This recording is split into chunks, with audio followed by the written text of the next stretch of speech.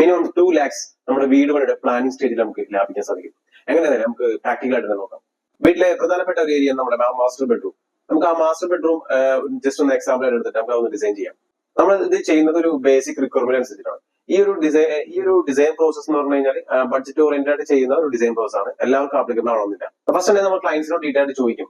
ഈ പറയുന്ന നേരത്തെ പറഞ്ഞ ലിസ്റ്റ്, വാർഡ്രോബ്, കട്ടില് കാര്യങ്ങളിലേക്ക് വ്യക്തമായ അവരുടെ ഉള്ളിൽ ഒരു ധാരണ ഉണ്ടാവില്ല. അതിനെക്കുറിച്ച് കൂടുതൽ മനസ്സിലാക്കാൻ ശ്രമിക്കും. കൂടാതെ അവർ നിലവിൽ താമസിക്കുന്ന റൂമിന്റെ വലുപ്പവും പിന്നെ ബെഡിന്റെ സൈസും വാർഡ്രോബിന്റെ സൈസും ഇതൊക്കെ നമ്മൾ നോട്ട് ചെയ്ത് വെക്കും. അതിനുശേഷമാണ് ഇവർക്ക് എത്ര വലുപ്പത്തിലുള്ള ബെഡ്റൂമാണ് വേണ്ടത്, എത്ര വലുപ്പത്തിലുള്ള ഫർണിച്ചേഴ്സ് ആണ് വേണ്ടത് എന്നൊക്കെ മനസ്സിലാക്കിയിട്ട് ഡിസൈൻ ചെയ്യുന്നത്. നമുക്കൊരു ബേസിക് റിക്വയർമെന്റ് വെച്ചിട്ട് നമുക്കൊന്ന് നോക്കാം.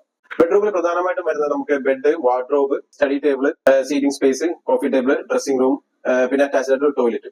നമുക്ക് ഇതെല്ലാം വെച്ചിട്ട് എങ്ങനെ ഒന്ന് അറേഞ്ച് ചെയ്ത് നോക്കാം. എക്സാമ്പിൾ ആയിട്ട് നമുക്കൊരു റൂമിന്റെ പ്ലാൻ എടുത്തു കഴിഞ്ഞാൽ ഇതൊരു അപ്രോക്സിമേറ്റ് 160 സ്ക്വയർ ഫീറ്റ് വരുന്ന ഒരു ബെഡ്റൂം ആണ്. ഈ പറഞ്ഞ പോലെ